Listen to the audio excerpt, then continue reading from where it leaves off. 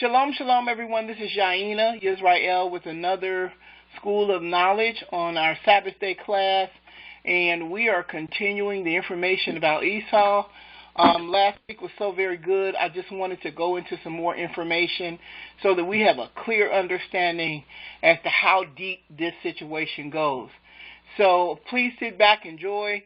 We do have the class where if you want to give your opinion or you have a thought, we do have open dialogue and open participation, so I wanted to do that. Okay, this is something that I wanted to share with you called the original plan. Now, when I saw this today, it was like, whoa. It was one of them little nuggets that the Most High reveals. You know, every once in a while he reveals a little nugget. So I want to share this with you, the original plan. And this is going to blow your mind, but here we go. Let's check it out. 2nd Ezra chapter 6. Now, remember I told you that, one of the pastors out here has a good teaching on Esau, and he really goes into some detail. Well, when I really started listening to him, he skipped over a whole lot. And I was wondering, how could you see that part and you didn't see this part? So I want to go into a little more details, and it's called the original plan. This is 2nd Ezra chapter 6. Which is in the Apocrypha, but I want to read this to you. 2nd Ezra chapter 6, verse 1. Now listen at this. It says, "And he said unto me, in the beginning, when the earth was made, before the borders of the world stood, or ever the winds blew," what? "Before it thundered and lightning, or ever the foundations of paradise were laid, before the fair flowers were seen, or ever the movable powers were established, before the innumerable multitude of angels were gathered together, or ever the heights of the air were lifted up, before the measures of the firmament was named, or ever the chimneys in Sion were hot, and the present years were sought out, and or ever the inventions of them that now sin were turned, before they were sealed that have gathered faith for a treasure, then did I consider these things, and they all were made through me alone, and through none other. By me also they shall be ended, and by none other.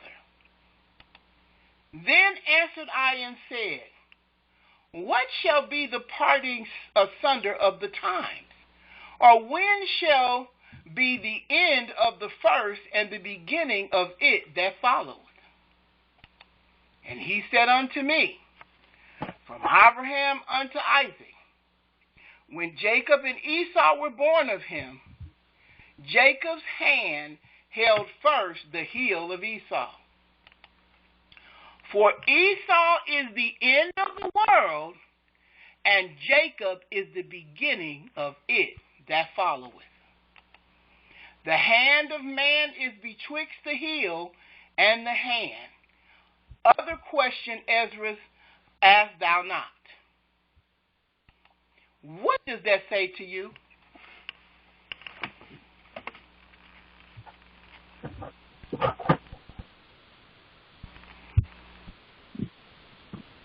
It says to me the story is not finished yet. It goes on. The story is not finished yet. It goes on. And what else? Because he kept saying before, and before, and before. What does that mean? I knew y'all was going to miss it. I said they getting ready to miss this, boy. What does that mean? There's a plan. Yeah. Say that again. Plan. There's a plan put in place. Absolutely. That the plan was put in place even before.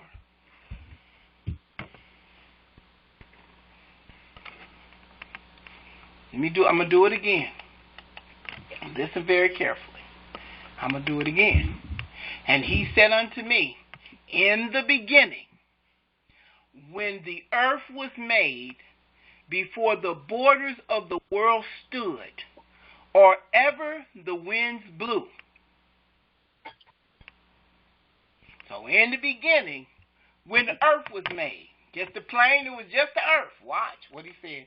Before it thundered and lighted it, or ever the foundations of paradise were laid, before the fair flowers were seen, or ever the movable powers were established, before the innumerable multitude of angels were gathered together, or ever the heights of the air were lifted up, before the measures of the firmaments were named, or ever the chimneys in Sion were hot, and ere the present years were sought out, and or ever the invention of them that now sin were turned, before they were sealed that have gathered faith for a treasure, then did I consider these things, and they all were made through me alone, and through none other.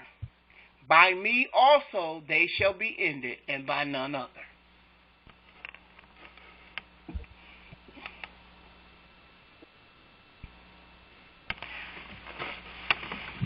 Then answered I and said, this is Ezra talking, what shall be the parting asunder of times?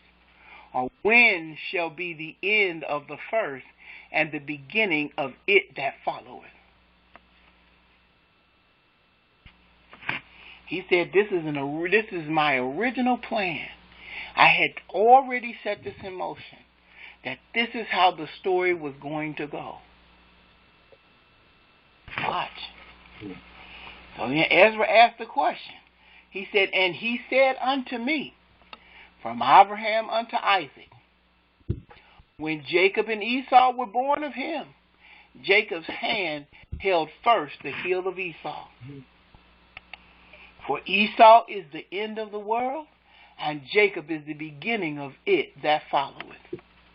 So both of you all were right. This was an original plan that the Most High set up. He knew all of this was going to go down. He knew all of this was going to happen. And he Can I add something?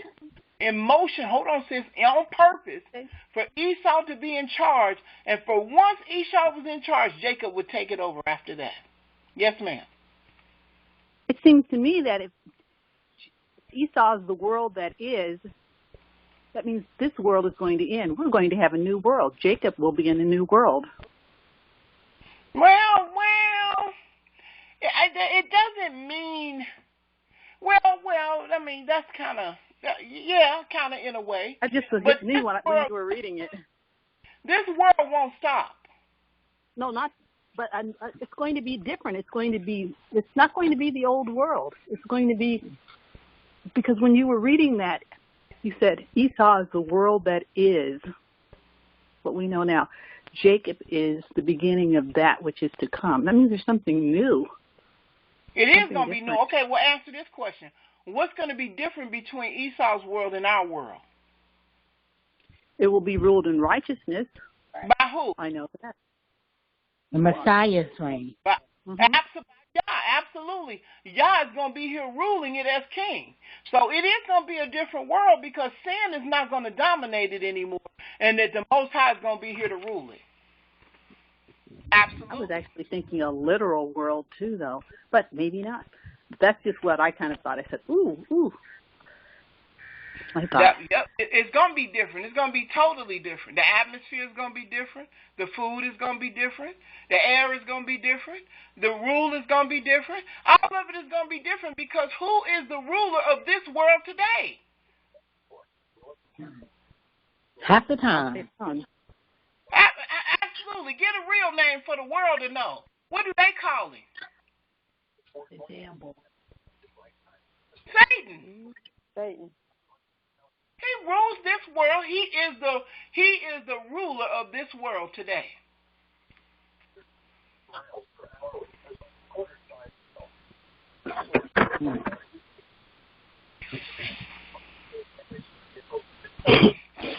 So yes, ma'am. Abraham, it's going to be a totally different world. It will be different. But guess what? The planes will still be flying. The cars will still be driving. The people will still be here, those that will make it through to that point. And yes, it will be a totally different world because Yah will be here ruling as king, ruling from Jerusalem. Sister Yaina. Yes, sir. I looked up that word world in the Blue Letter Bible, and it said a dispensation of time. Yes, sir. Absolutely. So it's like rather than like a world ending, it's like a different time. It's like absolutely one time period ending and then another time period beginning. Excuse me. Absolutely. Yes, sir. Absolutely. No doubt about that. The end of one era, and we're moving into another era. The end of the rule of Satan being in charge to the rule of Yah being in charge. Totally different. It's going to be totally different. But it was all pre-orchestrated. It was all pre-planned. And I think that the biggest thing for us is that, and the difference between us and a lot of people is that we know this was an orchestration made up by Yah. Nobody does anything independent of his own. Nobody creates anything and does things without his knowledge. This was his production that he put in place, that he is allowing to play out. He is the writer, producer, and the director of this thing alone.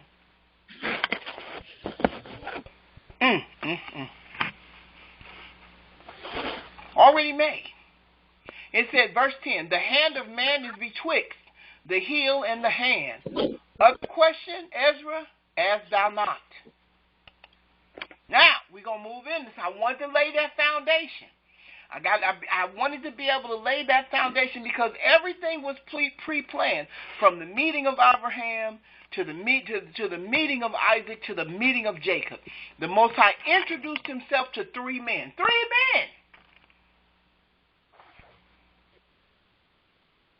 He said to Abraham, I'm going to be your Elohim. If you follow my laws and my statutes and all of my commandments and the things, I will be there for you, protect you. Your seed is going to be as numerous as the stars. And he introduced himself to Isaac. I'm the Elohim of your father Abraham. And same thing, if you follow my laws, statutes, and commandments, your seed is going to be as numerous as the sands of the sea, of the sands of the earth. Same thing to Jacob. I want to introduce myself. I'm the Elohim of your father Abraham and Isaac. But whose God was him in the beginning? Whose God was he in the beginning? One man. What was his name? Shem. He was the Elohim of Shem. Yes, he was. So when Noah built that ark and they got on that boat, it said Noah obeyed the Elohim of Shem. It was Shem's Elohim. And who out of Noah's son is going to have the last rule on the earth? Shem again. Shem. Ham was first. Japheth is ruling now because it is the time of the Gentile, and Esau is co-ruling because Esau represents who?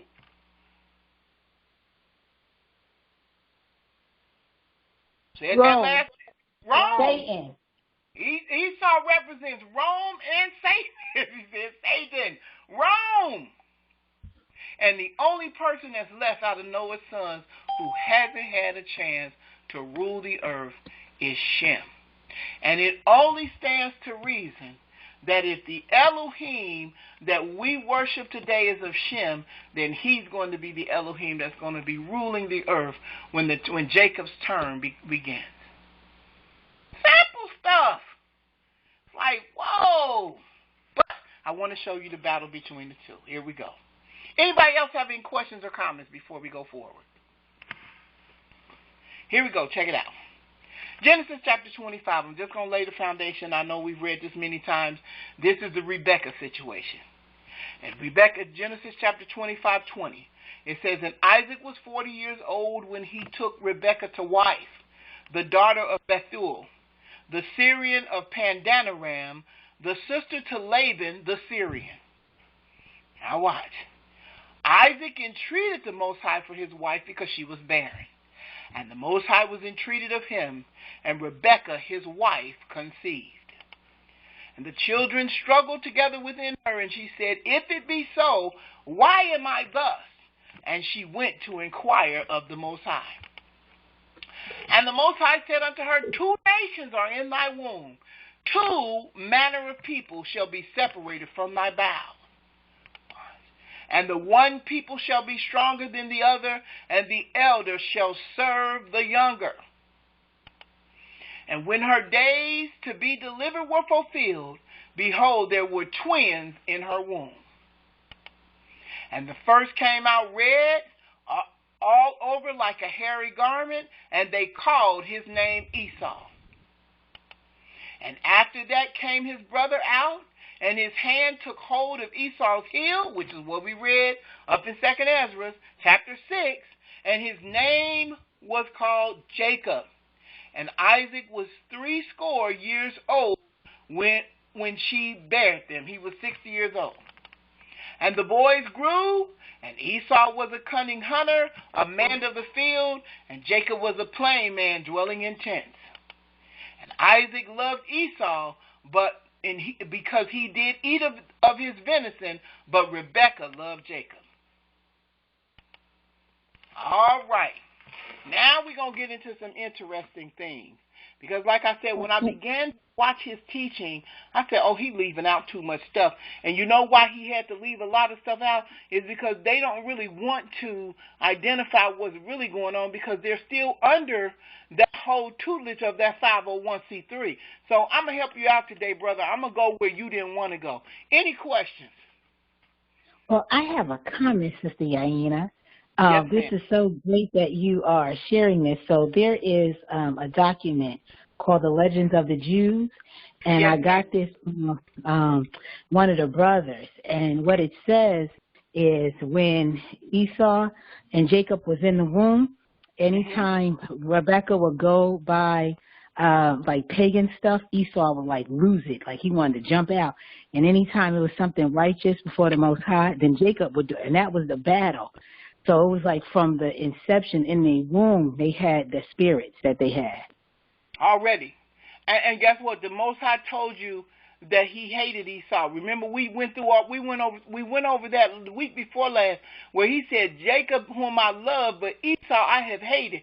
He created Esau for the part that he had to play. All this was, like I said, writer, producer, director. But watch what happens when they go to visit Abraham, because they went to his house to visit. Watch what happens. Jubilees chapter 19, verse 11. It says, And in the 6th week, in the 2nd year thereof, Rebekah bare to Isaac 2 sons, Jacob and Esau. And Jacob was a smooth and upright man, and Esau was fierce, a man of the field and hairy, and Jacob dwelled in tents. And the youth grew, and Jacob learned to write. But Esau did not learn, for he was a man of the field and a hunter, and he learned war, and all his deeds were fierce. Watch, it says, and Abraham loved Jacob, but Isaac loved Esau. Watch what Abraham did. Abraham saw the deeds of Esau, and he knew that in Jacob should his name and seed be called. Now, one thing the brother did say, which came out true, is that you know the characteristics of your children. You know the ones that are going to be resistant, and then you know the ones that are going to be obedient. You know the characteristics of your children. So Abraham was watching these children, and I do that today to my grandchildren as well. I have a grandson that I know he's going to be a businessman. That's I can tell by the way he dresses, how he looks, what he does. My other grandson, on the other hand, he works with his hands. He don't mind working with his hands. I can tell the difference between those two boys' personalities. This is what Abraham was doing right here. Watch what happens. Watch what he says. And he called Rebekah and gave commandment regarding Jacob, for he knew that she too loved Jacob much more than Esau. And he said unto her, my daughter, he said, watch over Jacob, for he shall be in my stead on the earth, and for a blessing in the midst of the children of men, and for the glory of the whole seed of Shem. That's powerful right there.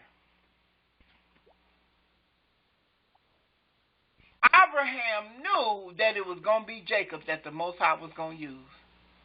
He knew. Watch what he said. For I know that the Most High will choose him to be a people for possession unto himself above all peoples that are upon the face of the earth. And behold, Isaac my son loves Esau more than Jacob, but I see that thou truly lovest Jacob. Add still further to thy kindness to him, and let thy eyes be upon him in love, for he shall be a blessing unto us on the earth from henceforth unto all generations of the earth. That is powerful for a grandfather to say about a grandson. Watch what he says. I'm going to open up in a minute. Let thy hand be strong, and let thy heart rejoice in thy son Jacob, for I have loved him far beyond all my sons. He shall be blessed forever. His seed shall fill the whole earth. If a man can number the sand of the earth, his seed also shall be numbered. And all the blessings wherewith the Most High has blessed me and my seed shall belong to Jacob and his seed always. What did Abraham just do?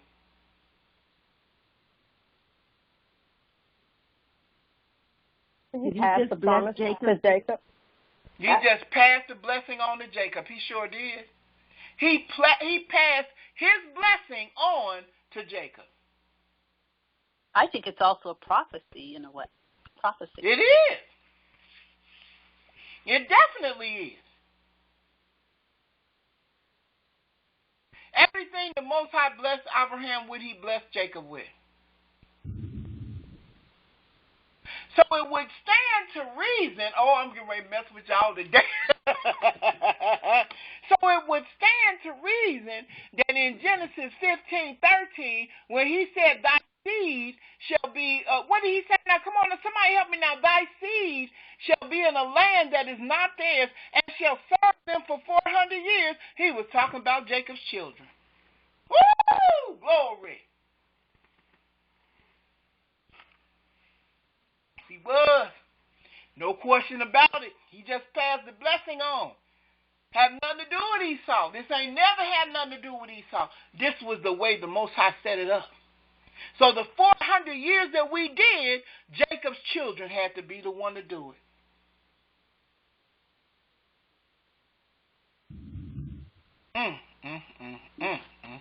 And you know, Sister Yaina, that's why, who was that?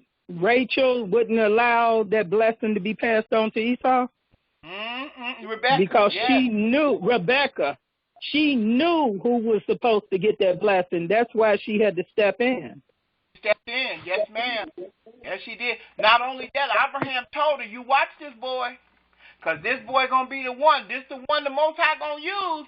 It's going to be his seed that's going to get the blessing. It's going to be his seed that's going to go through the 400 years. It's going to be his seed that the Most High going to deliver. One man, listen. Before time. This was before the Most High even introduced himself to Jacob. Pass it on to him. Pass it down to his seed. Pass it down to his children. Pass it down to us. That's why that 400 years blew up the way it did. He passed it down. Watch what it says. It says, and in his seed shall my name be blessed, and the name of my fathers, Shem, and Noah, and Enoch, and Mahalalel, and Enos, and Seth, and Adam. He said he's going to be the connection that's going to take us all the way back to Adam.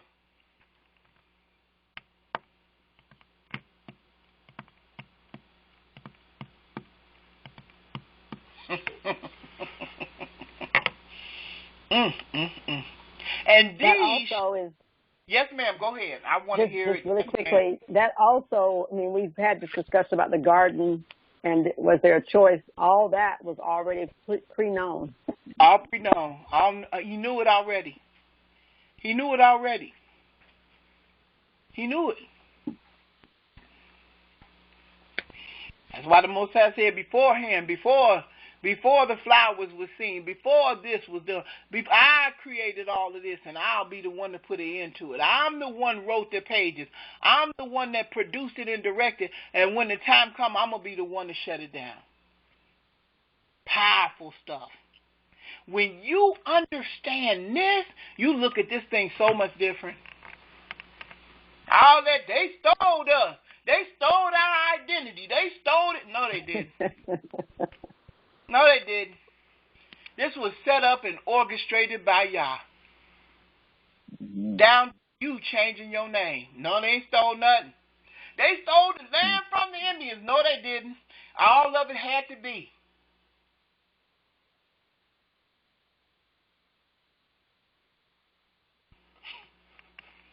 And when I hear our brothers and sisters say that, I just smile and say, you just ain't got there yet. You're going to get there. You're going to understand that nothing happens without his permission. No, this is a production that he put on. Nobody can write their own part. It was already written.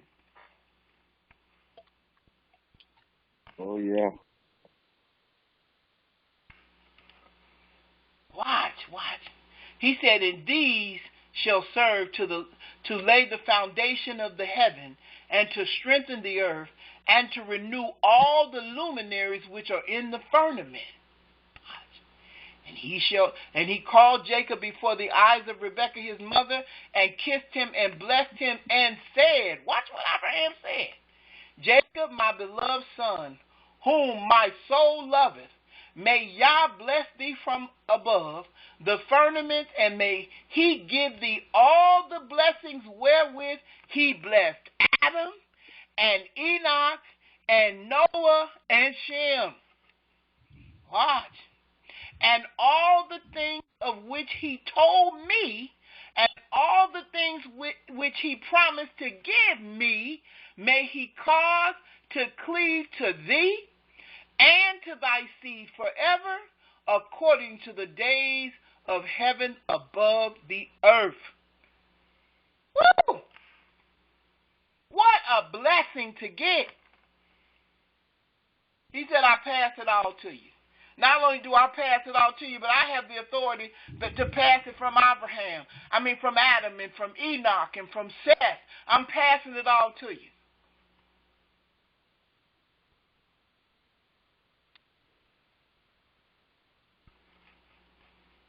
Any questions at all before I move on?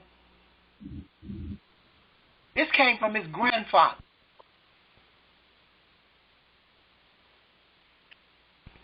So everything that the Most High had in store for Adam from the beginning, and what was intended for Adam to rule the earth, has now passed down to us. Come on, sis. Esau is the end of the world, and it is Jacob is the beginning of it that followeth. Come on, sis. Absolutely. That's right. Woo! Yes. Powerful stuff. I'm serious.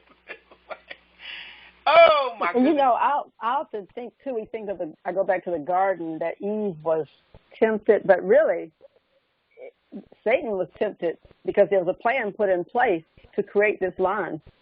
To create that whole line. Yes, it was. Yes, it was. Yes, it was. You better believe it was. This,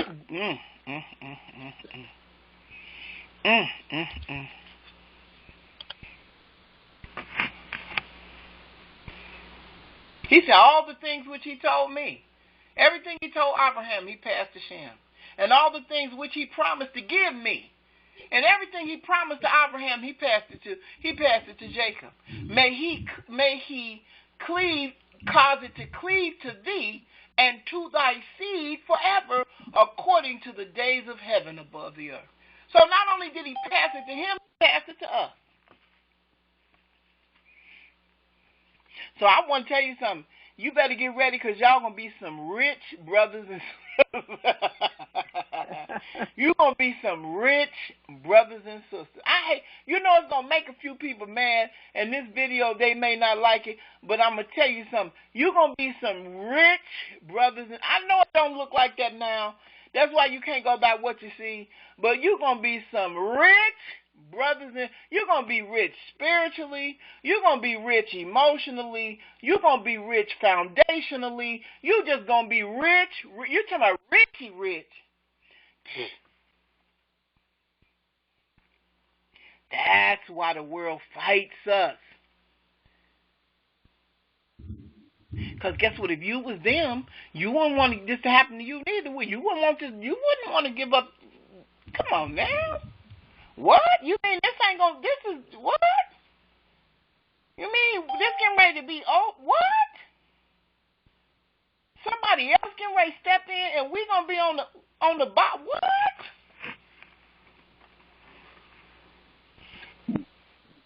What? It makes sense now, don't it? The more we think we know, we don't know nothing.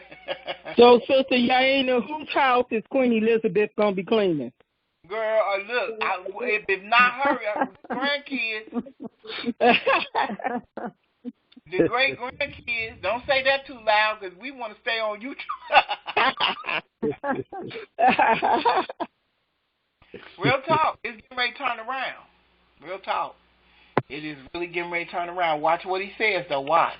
He said, and in the spirits of Mastema shall not rule over thee or over thy seed, to turn thee from the Most High, who is thy Elohim from henceforth forevermore.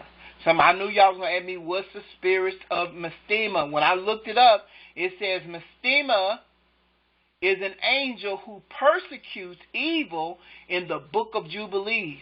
He carries out punishment for Yah, as well as tempting humans and testing their faith.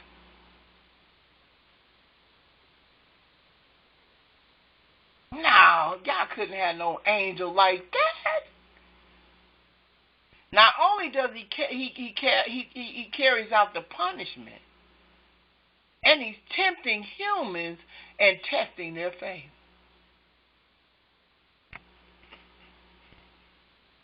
But, and may the Most High Elohim be a father to thee, and thou the firstborn son, and to the people always. Go in peace, my son. And they both went forth together from Abraham. And Rebekah loved Jacob with all her heart and with all her soul, even much more than Esau. But Isaac loved Esau much more than Jacob.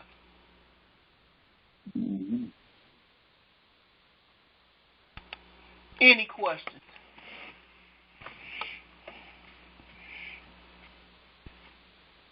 This thing was powerful. To be able to speak that into your grandson's life. To be able to take his life and speak positive. You know, we don't understand how important words are. And you know, we're so busy mourning our people, our patriarchs and our matriarchs when they leave the earth, that we don't understand they have the power in their tongue to speak a blessing. And we be so busy, mama don't die. And it's like, what do you have to say over me? Words have power.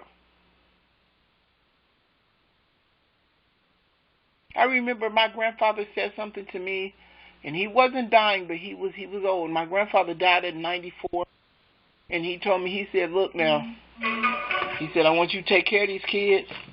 He was talking about my grandkids. He was like, I want you to take care of these babies and make sure they be all right. In other words, I ain't going to be around. You know, and I've been the foundation. Don't let nothing, you make sure. I said, Daddy, I got him. He was like, you take care of these kids now.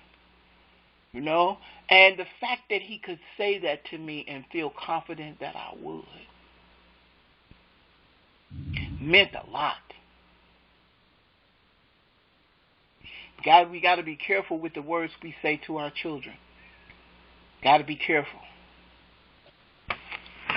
And it broke my heart because I knew what he was saying. I ain't going to be here too much longer. You know, when you get that age, you know your days is numbered. You don't have that many days in front of you as you have behind you.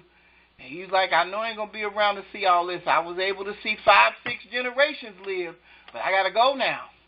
I'll be leaving soon. I don't know when, but I ain't going to be here that much longer. But you make sure. Any questions, comments, or anything about that? So Jacob came out the gate with the blessing. Not only did he get Abraham's blessing, but guess who's the other blessing he got? He got Isaac's blessing too. Jacob made sure he got Isaac's blessing too. He did. Yeah. Mm-hmm.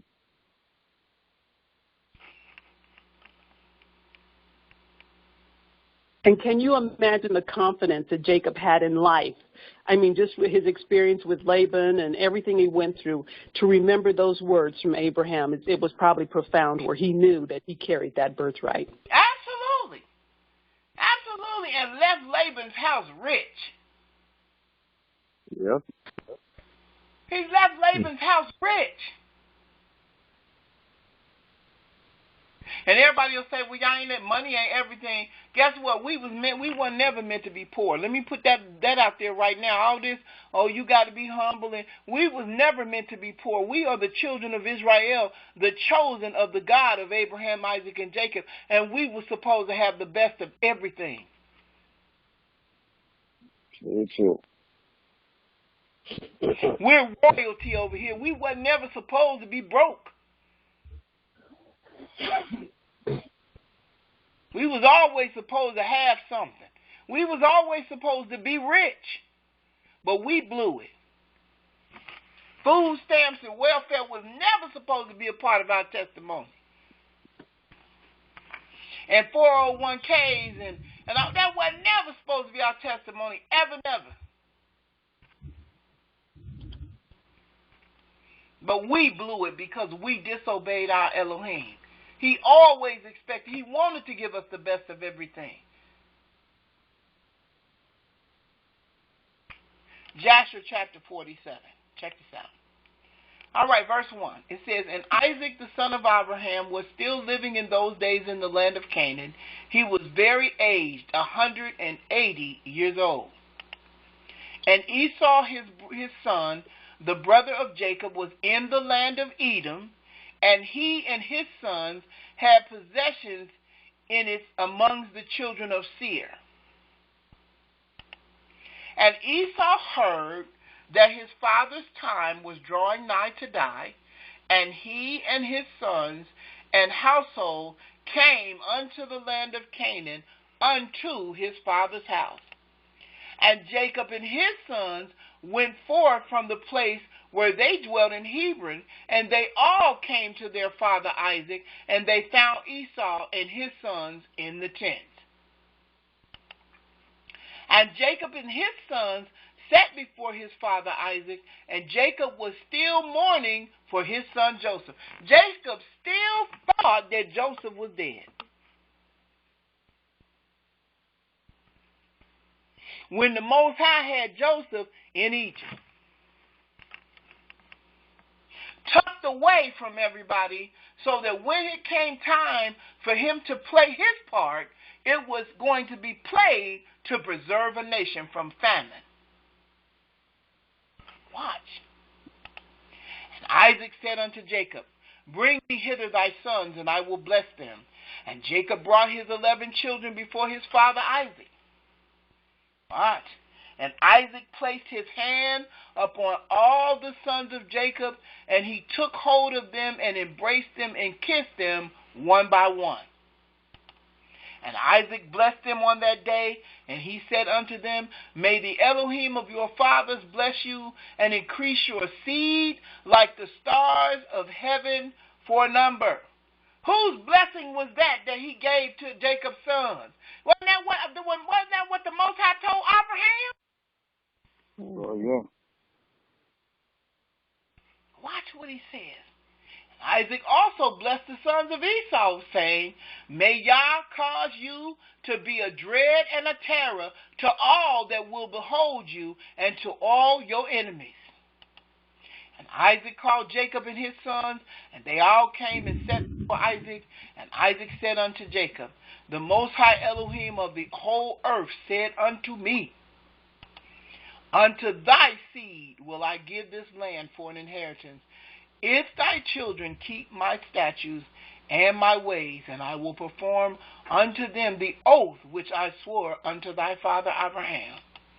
Now therefore teach my son, teach thy children. He said, now therefore my son, teach thy children and thy children's children to fear the Most High, and to go in the good way which will please the Most High thy Elohim.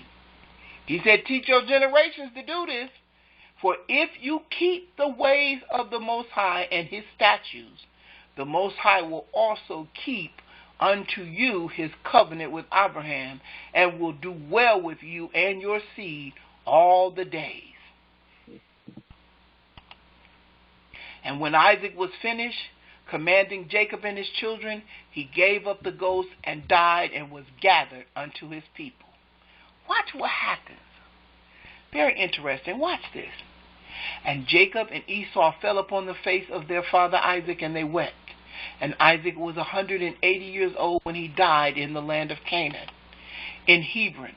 And his sons carried him to the cave Machpelah, which Abraham had brought from the children of Heth for a possession of a burial place. And all the kings of the land of Canaan went with Jacob and Esau to bury Isaac. And all the kings of Canaan showed Isaac great honor at his death. And the sons of Jacob and the sons of Esau went barefooted round about, walking and lamenting until they reached Kiriath Arba.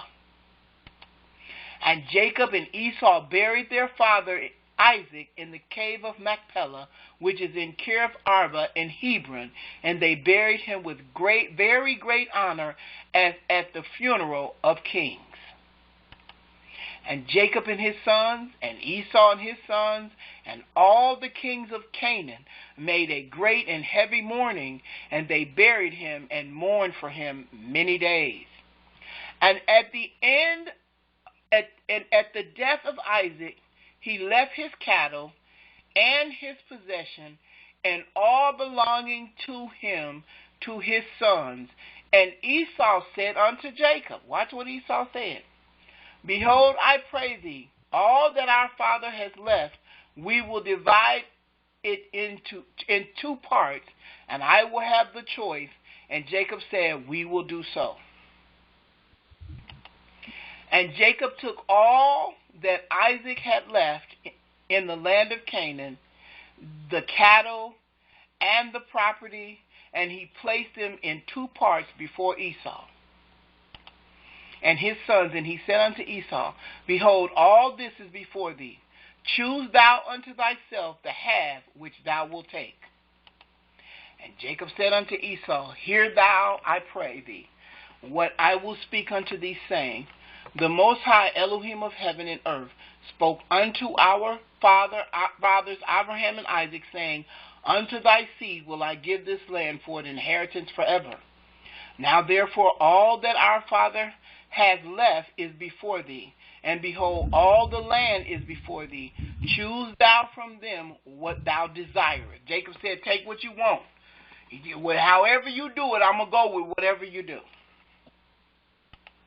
If thou desire the whole land, take it for thee, and thy children forever. And I will take this riches, and it thou desirest the riches, take it unto thee, and I will take this land for me, and for my children to inherit it forever. He said, it's either the land or the stuff. You can't have them both. You either take the land and I take the stuff, or you take the stuff and I take the land. And Nabaioth, the son of Ishmael, was then in the land with his children. And Esau went on that day and consulted with him, saying, Thus has Jacob spoken unto me, and thus has he answered me. Now give thy advice, and we will hear. So he goes to Ishmael's son and say, What should I take? And Naboth said, What is this that Jacob has spoken unto thee? Behold, all the children of Canaan are dwelling safely in their land. And Jacob saith, He will inherit it with his seed all the days? Go now, therefore, and take all thy father's riches, and leave Jacob thy brother in the land, as he has spoken. And Esau rose up and returned to Jacob, and did all that Naboth the son of Ishmael had advised. And Esau took all the riches that Isaac had left, the souls, the beasts, the cattle, the property, and all the riches. He gave nothing to his brother Jacob, and Jacob took all the land of Canaan, from the brook of Egypt unto the river Euphrates, and he took it for an everlasting possession, and for his children, and for his seed after him forever. Now, somebody tell me, that's how it was supposed to go in the first place, wasn't it? Yeah. Mhm. Because that's what was promised to Abraham in the beginning. When Abraham gave him that blessing, he said, May you get the blessing that the Most High gave unto me. So even though the vision was there the way it was going to be set up that way in the first place. Sounds like Esau took the porridge again. He took it again. Listening to somebody else, but guess what? All things work together for the good to them who love Yah and are called according to his purpose. Because this is how the play was set up in the first place, that we would have the land of Canaan. Jacob also took from his brother Esau the cave Machpelah, which is in Hebron, which Abraham had brought from Ephraim for possession of a burial place for him and his seed. So he took the land and the cave. And Jacob wrote all these things in the book of purchase, and he signed it, and he testified all this with 4 faithful witnesses. And these are the words which Jacob wrote in the book, saying, The land of Canaan and all the cities of the Hittites, the Havites, the Jebusites, the Amorites, the Perizzites, the Girgashites, all the 7 nations from the river of Egypt unto the river Euphrates, and the city of Hebron, Kerith Arba, and the cave which is in it, the whole did Jacob buy from his brother Esau for value, for a possession, and for an inheritance for his seed after him forever. And Jacob took the book of purchase, and the signature, the command, and the statutes, and the revealed book, and he placed them in an earthen vessel, in order that they should remain for a long time, and he delivered them into the hands of his children. And Esau took all that his father had left him after his death from his brother Jacob, and he took all the property from man and beast, camel and ass, ox and lamb, silver and gold, stone and bdellium. Hold on, we almost finished. And all the riches which belonged to Isaac the son of Abraham, there was nothing left which Esau did not take unto himself from all that Isaac had left after his death. And Esau took all this, and he and his children went home to the land of Seir, the Horites, away from his brother Jacob and his children. Was we talking about the Horites last week? Yes, we were. We did discuss that about their lineage. And that's the lineage that you all said was a part of the, who were those people? Were those, what did you call them? The Neanderthals. The Neanderthals. So guess what? They also were mixed in with Esau. Yep. There it is, right there. Yep.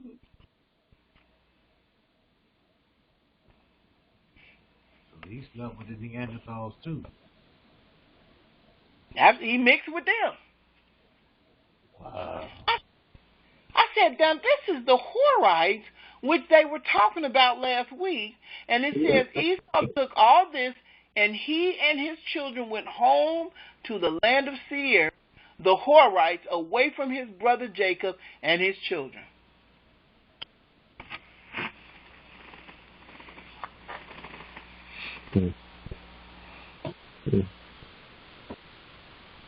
Any questions? Make a lot of sense now, don't it? So then when you say that Esau was held captive by Rome and then they became one nation, then that encompasses what? That encompasses Esau, that encompasses the Gentile, and that encompasses the Horite.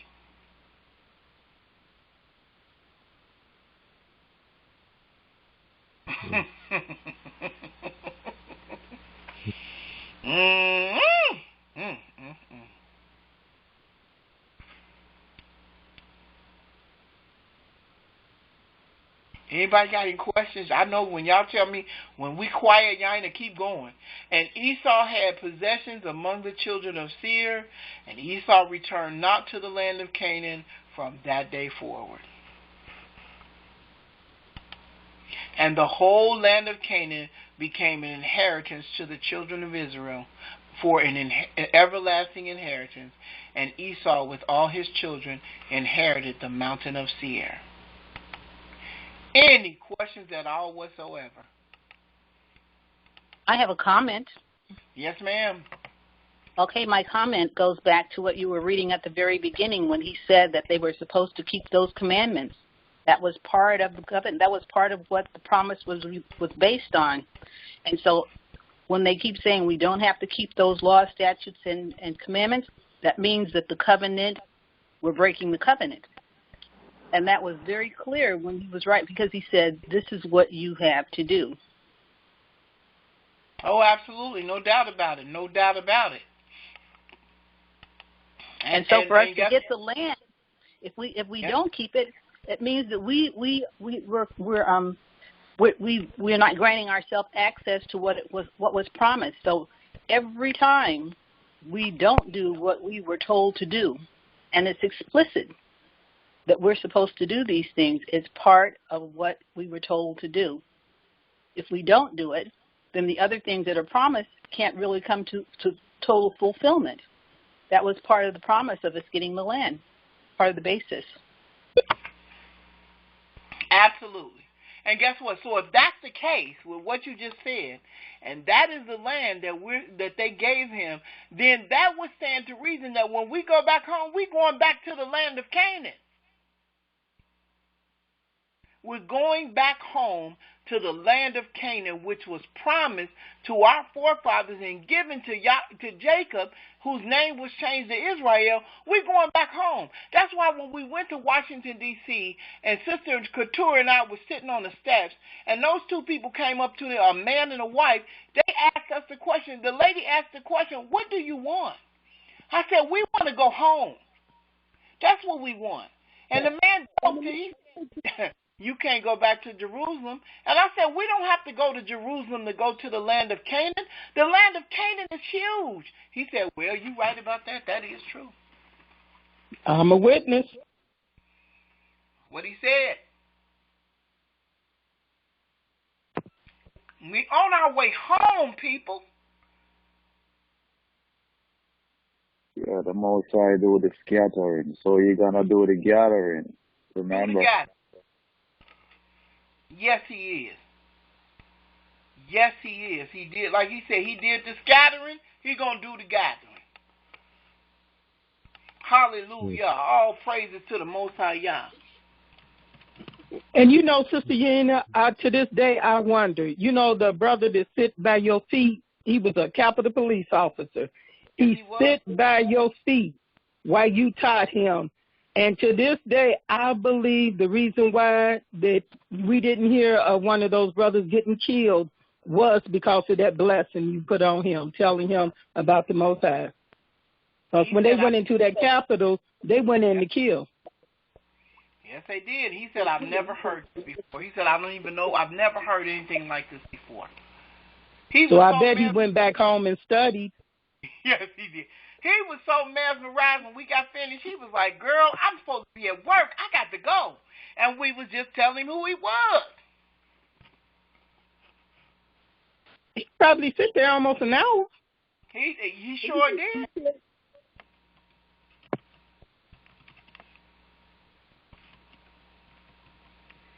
He sure did.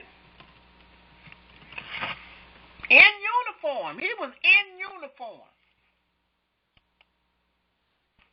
And gorgeous, Sister Yaina, gorgeous. It is the Sabbath day. We're not going. Yes, he was. Yes, he was. All praises be to the Most High. Yeah, yes, he was. He was. Indeed, he was. All praises. We got to keep it simple, y'all. Just keep it simple. Praise be to his name. Yes, indeed. Woo! And it's a blessing. And you wonder, you know, as much as everybody talks about how great America is and how great America is, guess what? It's because they said Hitler said something a long time ago, America is blessed because they know they have a jewel that belongs to the Most High Yah. They knew.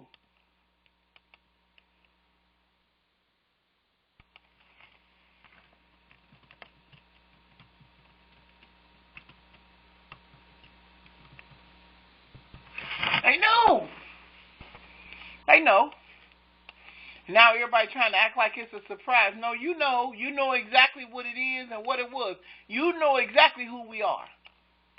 But now we know who we are. And now we know what's to become of us as a nation of people.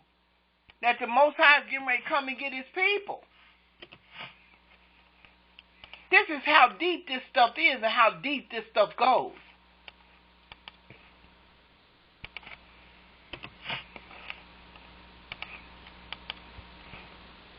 Yes, indeed. What did he tell Abraham? He said, what did he tell him? He said, the Most High said, get thee out of thy country and from thy kindred and from thy father's house into a land that I will show thee. And I will make thee a great nation, and I will bless thee and make thy name great, and thou shalt be a blessing. And watch what he says. He said, and I will bless them that bless thee, and curse him that curses thee, and in thee shall all the families of the earth be blessed. That's what he passed down to Jacob.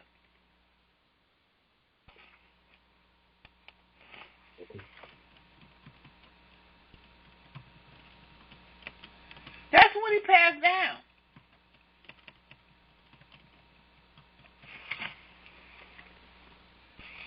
But we couldn't be blessed because we didn't know who we were, and the only blessing that we were able to get was that what they sold us in the Catholic in the Christian church, and we were worrying about. Listen, we didn't even know what a blessing was. Had no idea.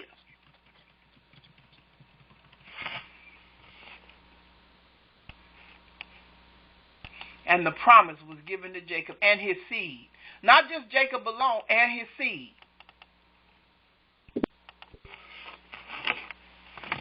And now here we are. It kind of puts in the context, too, when Jacob fled to Laban. Remember, he had that prayer. He said to Yah, if you will indeed be my Elohim and take care of me, then I'll serve you. So he already knew what his relationship was supposed to be. Absolutely. Like, you know, the Bible doesn't give all the details, so you think all this is new. This stuff been sprung on this person. When you read it, it's like, wow, first time they met. Wow, that's the first time they ever knew anything about it. Wow, no, it wasn't the first time. He knew all about Shem's Elohim because Abraham taught him. Abraham was his grandfather. Abraham taught him about the Elohim of Shem. He put the blessing on him.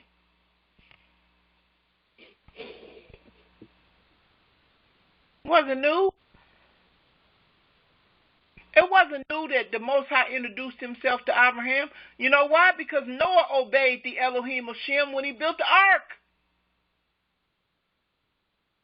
So Shem was the one who gave the information to Abraham.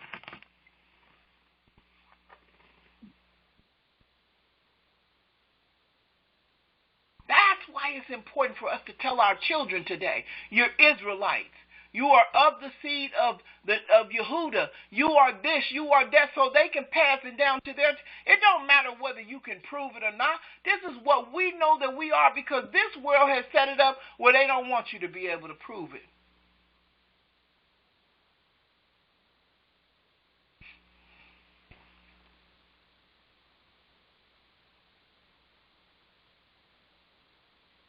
don't want you to be able to prove anything. May I say something else? Yes, ma'am. Go ahead. We don't have to have them, we don't have to prove anything to anyone. It's the Most High who is showing himself to us. He's waking us up. He's showing us who we are. Before I even knew I was an Israelite, I knew that I was special because the Most High of the universe spoke to me. I thought it was me. When I found out I was an Israelite, I said, now I understand. I thought I was unique. Absolutely. But I hear so many people, the many ways in which he has awakened them, but it's always personal for the most part. He is speaking directly to us. He says, I'm the one who gives you validity. I validate you. You don't have to go to anyone else. I told you who you are, and that's the thing that I really don't care whether somebody says, is it DNA? Is it? No, I know who speaks to me. I know who leads me. And I think that's the thing that we really need to focus on. He's the one. He's the one. That's the only validation we need.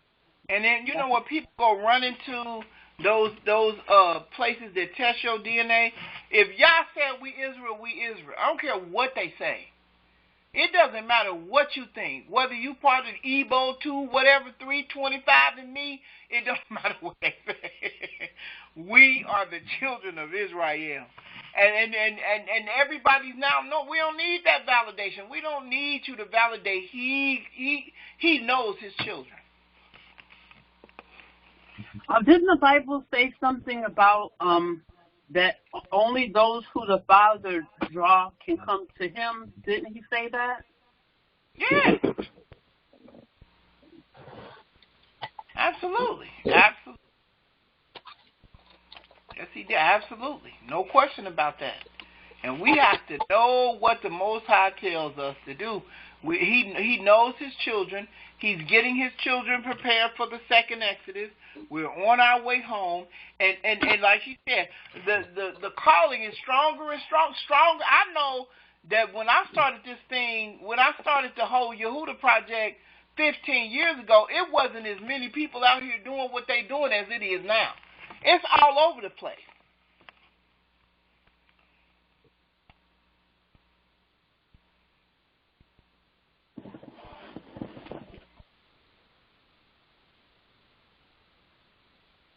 Israel is all over the place. Everybody is talking about it.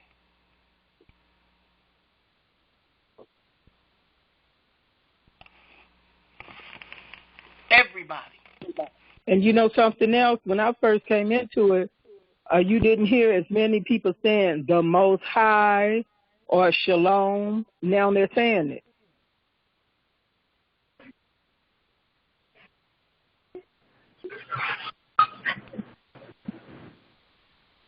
When I usually say those things, people thought I was, they asked me if I am a Rastafari, Yes, absolutely. And I said, well, those things written in the Bible, and them said, where? So I tell them, and still they look at me weird when I say it.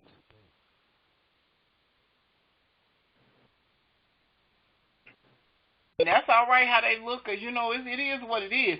As long as you know who you are, that's all that matters at the end of the day.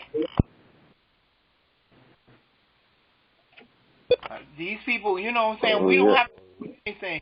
You don't owe anybody any proof of any kind. You just don't, because we know why we're here. We know what happened to us and what we did as a nation to get put in this situation, and that is exactly why we're here with names like Jason and Michael and Carolyn and Kim and all that kind of stuff, because we were brought here in captive. We're still living in the land of our captivity. We're still here. Oh, yeah. Sure do. With last names like Johnson and Carroll and Jeffries and all that kind of stuff. These were names that we were given because we were in captivity. These are the names of the slave masters.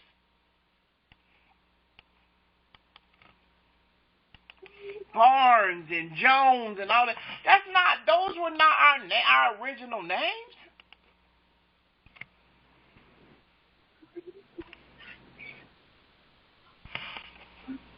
You know, so as we know that, we are able to do what we need to do accordingly. Because this is how we move forward as a nation. So, you know, you have a Hebrew name. Some people don't change their name. But the majority of us have changed our name, so we work with a Hebrew name and a government name.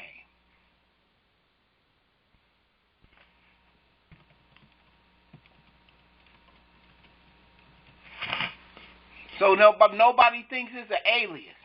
When I was talking to the Capitol Police and we was making plans to go to Washington, D.C., I made that very clear. They said, we understand what you guys are doing. We know how that works. I said, none of us have aliases. These are our Hebrew names. Oh, we know how that works.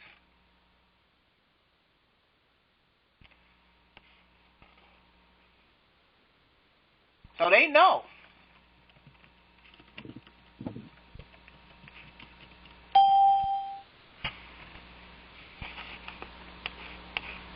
You know, and we can't protect everything, but we do our best to make sure that we know that the Israelites that are with us, that they are Israelites. That's why we were talking about that form. We have to be able to protect our culture. It's not meant to be walked over or to be watered down or to be changed in any way. Anyway, we went through too much. We've gone through too much to end here. You know? We shall overcome someday. Soon. Don't forget to put the soon on the back end of it. Soon. Real soon. So these are things that we have to understand about the story, that the parts that have been left out. You know, these people knew who they were dealing with. The Most High knew what kind of world Esau was going to bring on the scene. He knew who was going to be ruling the earth when Esau was ruling. What kind of deity was going to be running the earth and running the businesses and the religious systems and all of the systems of the earth. He knew that. That's why there is a scene 2, Act 25. That's when Jacob is going to step on the scene. And the New Testament says it clearly, when the time of the Gentile be fulfilled. So Esau never had authority to run anything or to be a part of a world rule. However, he slid in through the Gentile. Yes, he did.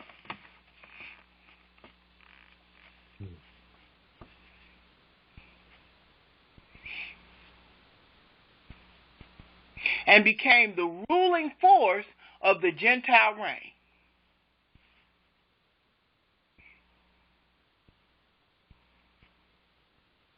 He was never given authority to rule the earth. He never had it.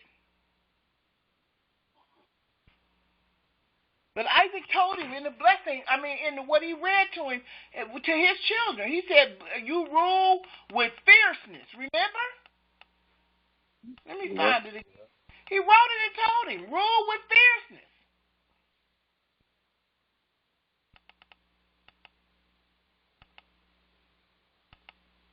He did. And that's what he rules with. He rules with fierceness and drama.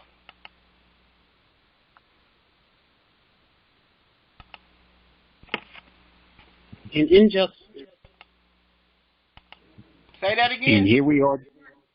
No justice. No justice.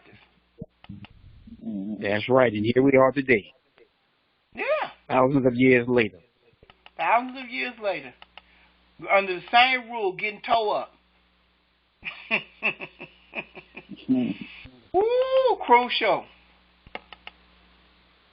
Here it is right here. I'm going to bring it up on the screen for you guys to see it, where he tells them right here, this particular one right here. Let me open up the screen where I can tell you when he gave that to Esau. He told him here, right here, I think, what is it, Jubilees chapter 19, verse 6. Isaac also blessed the sons of Esau, saying, may Yah cause you. Uh-oh. Woo! He said, may Yah cause you to be a dread and a terror to all that will behold you and to all your enemies. May Yah cause you to be.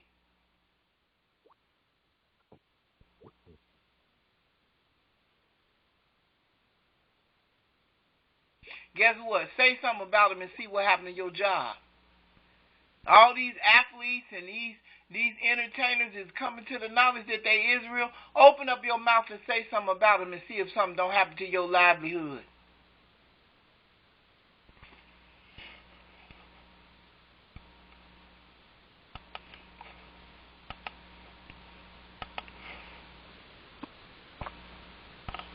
Real talk.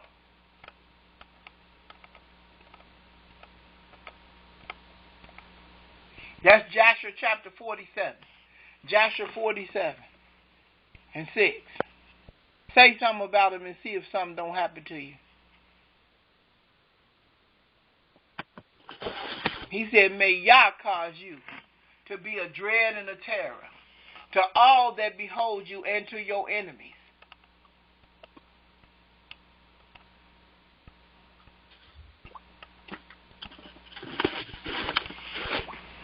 What a way to pronounce something on your son.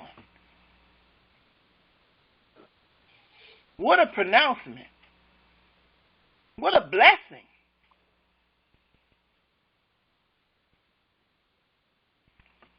I think he did it so that he'd have a way to protect himself because he didn't get the blessing. No, he didn't get the blessing. He didn't get that. And you can tell now, sis, because of the things that we have had to endure. Now you understand it all.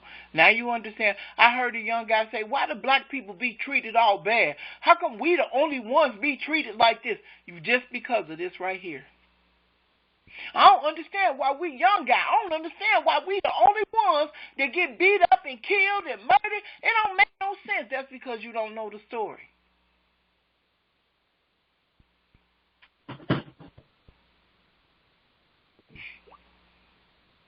That's also making it clear on who the enemy is. Who the enemy is? We're their enemy just as much as they are our enemy. Yeah. You better say, can you say that again one more time, real loud and clear?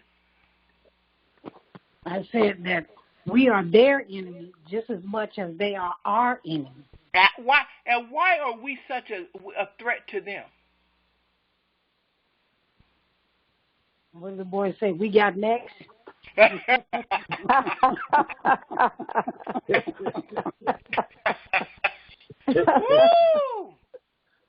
Don't nobody want to hear that. They like, next? What you mean? This about to be over. What you talking about over?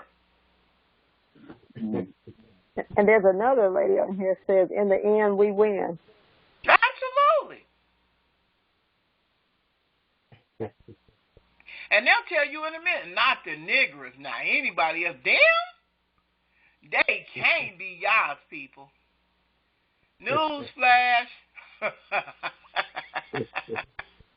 Woo! And that's why you now understand why the struggle has been so difficult. Now you understand why the struggle has been so hard. Now you understand why the struggle has sometimes seemed unbearable. Sometimes you understand that. But when it gets that bad to the point where you feel like you can't take it no more, you just got to reach back into these scripture and say what the lady just said. We got next. And guess what? And honor his laws, statutes, and his commandments, and he'll keep you in perfect peace.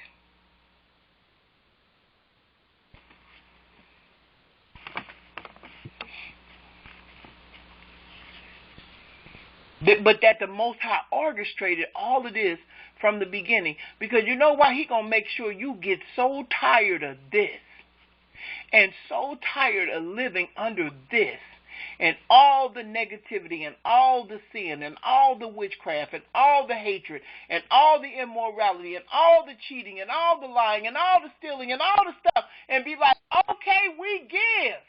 We want to go. We sorry for what we have done.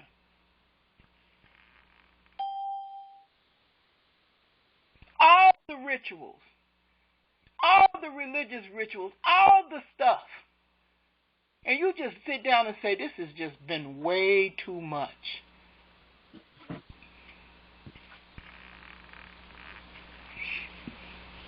He said, you'll never do this again. I promise you, you'll never. And everybody be like, y'all, we ready to go home. We so tired. And you know how you be getting a whooping from your mother, your father, and you be like, that's enough. And they like, no, that ain't enough. Come on back. I'm going to give you a little more because you ain't going to never do this no more.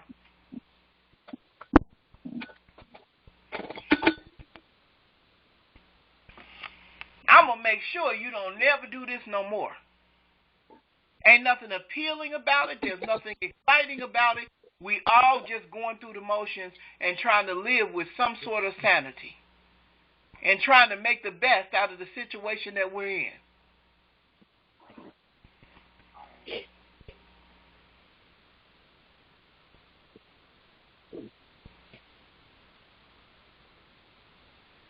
What did Solomon say? He said it's all vanity, didn't he?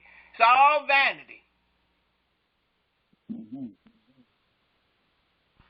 Got to be able to come to that conclusion. Y'all, please forgive us and deliver us from this place right here. Mm-hmm.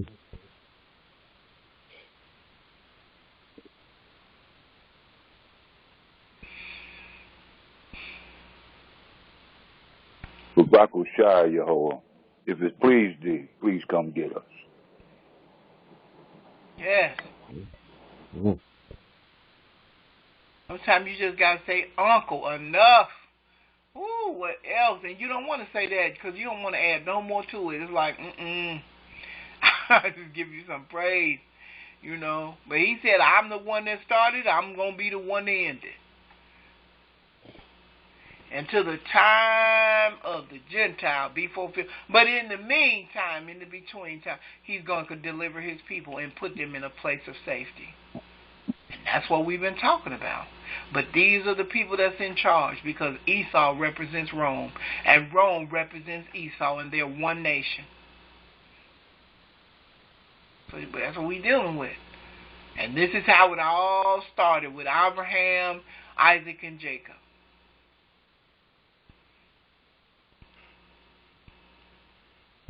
This is deep when you really understand it.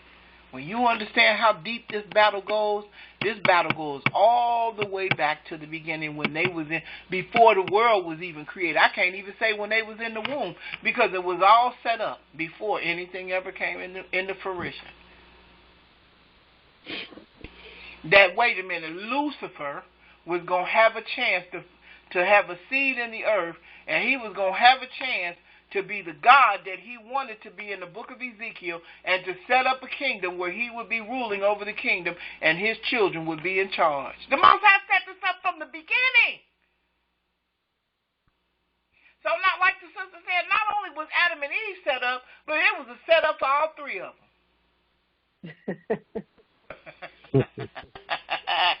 Woo! See. Set him up. Not only did he set him up, but he set up the angels that followed him, the ones that landed on Mount Hermon. Set them up. I can almost see them. Like, Lord, them girls look good. Don't they look good? Yes, Lord. Now, you know if we do this is it for us. Set them up. Set them up. Set them up to be here forever. Mm.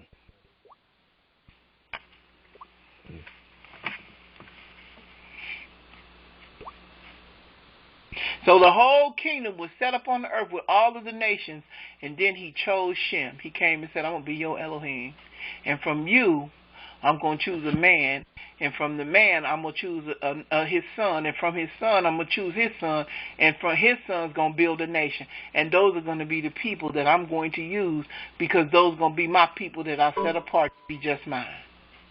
Don't get no better than this. This is the greatest story ever been told. The setup.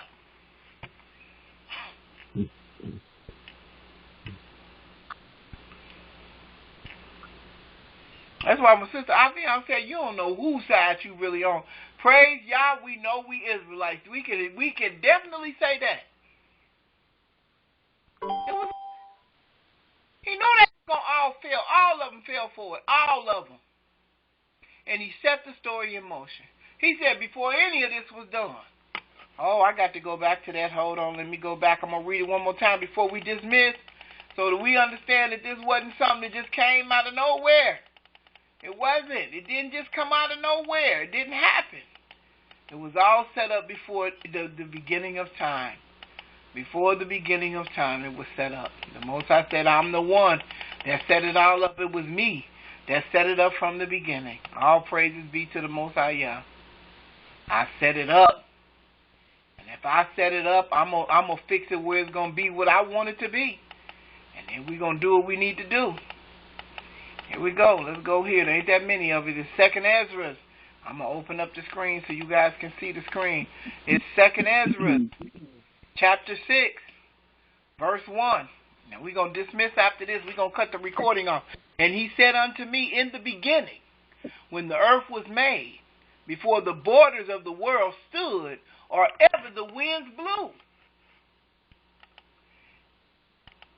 before it thundered and lighted it, or ever the foundation of paradise was laid, before the fair flowers were seen, or ever the movable powers were established, before the innumerable multitude of angels were gathered together, or ever the heights of the air were lifted up, before the measures of the firmament were named, or ever the chimneys in Zion were hot, and ere the present years were sought out, or ever the invention of them, the invention of who? Of them that now sin were turned, before they were sealed that have gathered faith for a treasure.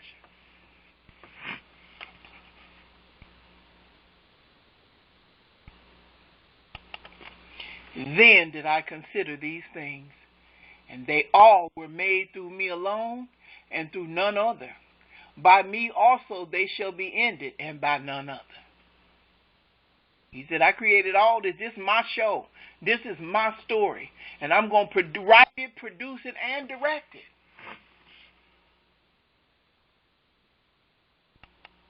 Then answered I and said, what shall be the parting of asunder of times? He talking about Esau and Jacob.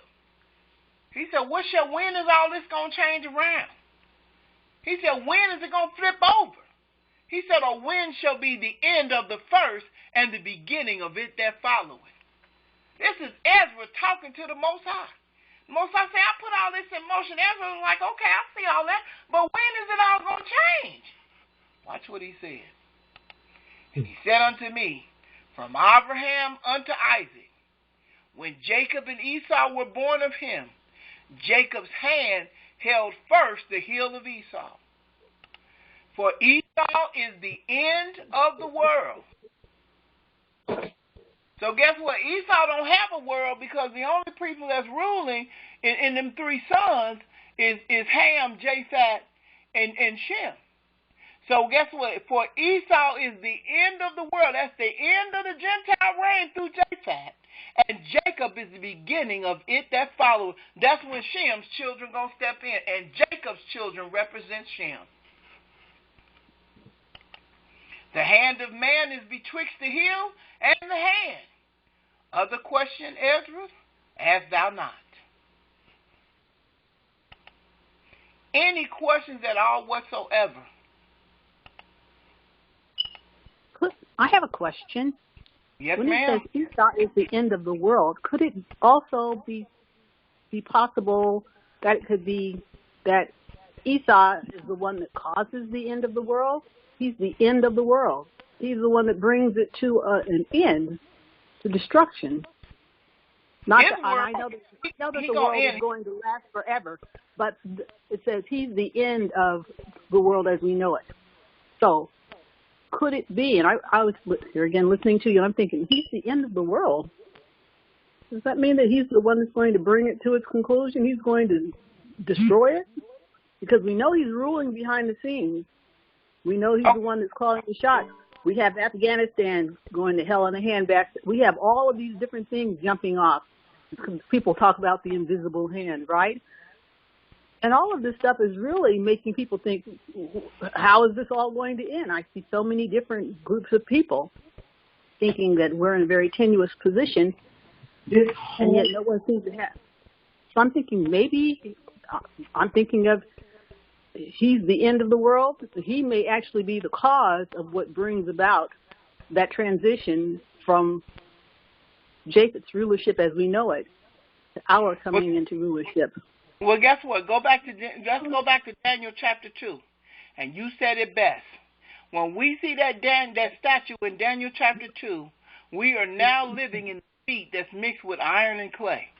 What happens to that statue to crumble up the rulership, the world rulership, in the Most High that he's going to... What happens to the statue? A stone is going to hit it. What's going to happen? It's going to hit it. Where's it going to hit it at? In the foot. In the feet. He's going to hit it in the feet. The Most High going to destroy. He's going to hit it in the feet. In the part where the Esau is ruling, he going to hit it in the feet, and then the statue going to crumble into pieces and fall apart, and that's going to be the end of it. So they came out in order of rulership. Their birth order is rulership as well. Yeah, absolutely. Absolutely.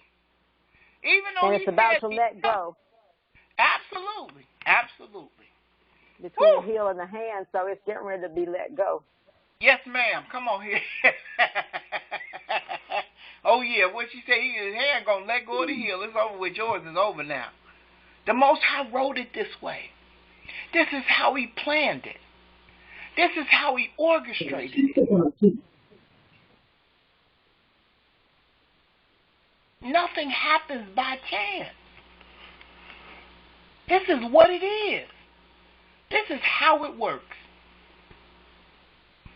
There's some power. Esau is in all the countries. Say that again, bro. I'm sorry, I didn't hear you. Esau is in all the countries, robbing out the resources of the country. Everywhere. Everywhere. Everywhere. Shutting everything down. But guess what? You would be too if you knew your time was short. And guess what? We don't have any control over it.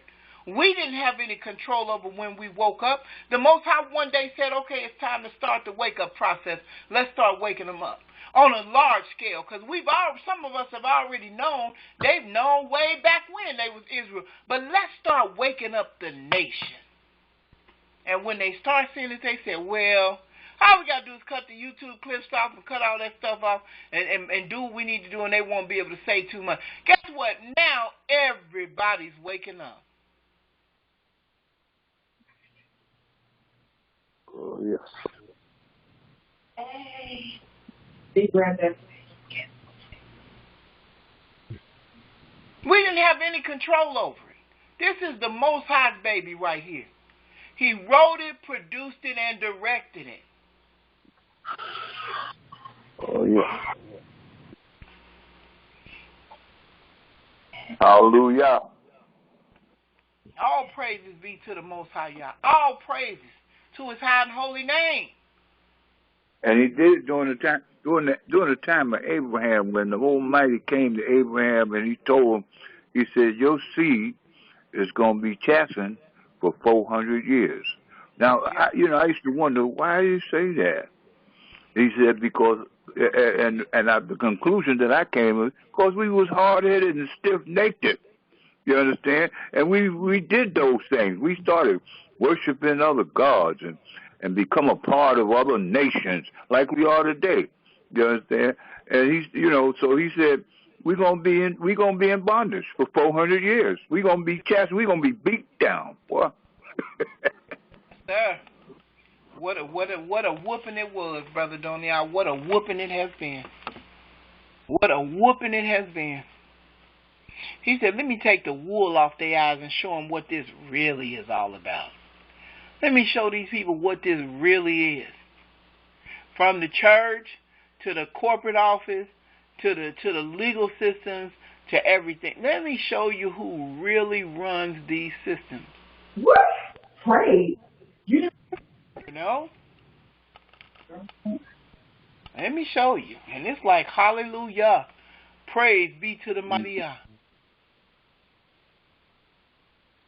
And the most simplest reason that he did that is because we were stiff-necked. You understand? Yes. We were disobedient. He gave, I can't say this more. The law was in the land when we disobeyed the Almighty. Yes, it was. But he knew we was going to disobey. He already told Moshe that at the mountain before we even went into the land of Canaan. He told Moshe that. He said, these people ain't going to obey me. These people ain't going to obey. The Most High knew. He knew. All of this he knew. And that's why when you guys are emailing us and now everybody is an Israelite because it's fashionable to be that, you're going to have to come in through the front door. It ain't going to be no stealing and no hiding. You got to come in through the front door and acknowledge who you are and what you believe, and you have to live this thing. Have to be. You have to live this thing.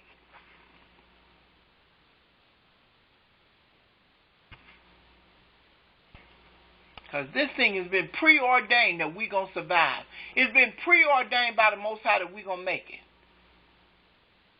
But we got to know why and what happened. So this is what we're dealing with today, Esau. We're going to be on this for one more week, and we're going to wrap it up next week. But it's some good stuff in this. I didn't have a chance to go through it all like I wanted to, but I really wanted you to understand that all of this was predestined. It was predestined. As it was written. Absolutely. Predestined. He knew what he was going to do before all this happened. So all that Adam and Eve bit the apple and all that kind of demand, listen, get rid of all that. Everything we've learned from the concept of the Christian church, erase it out of your mind. Because the Most High knew. He knew. This is his word fulfilling in front of our eyes. That's absolutely. Absolutely true. So I'm going to cut the recording off. I wanted to let you guys know, that if you want to be a part of our group and study with us, we're here every Saturday at 3:30 p.m. Eastern Standard Time. We are really looking forward to seeing where the Most High is going with this and how he's going to blow this thing up. And in the meantime, we keep his laws, statutes, and his commandments. We learn about our Elohim through his word. And don't forget, we have a radio show every Sunday at 3:30 p.m. Eastern Standard Time. It's our Blog Talk show. And our Blog Talk number is 718-664-9551. 718-664-9551 every Sunday at 3:30 p.m. Eastern Standard Time. And on that note, we're going to cut the recording off, but we're glad that you guys had an opportunity to be a part of this. And we say shalom, shalom to everyone. Shalom, everyone.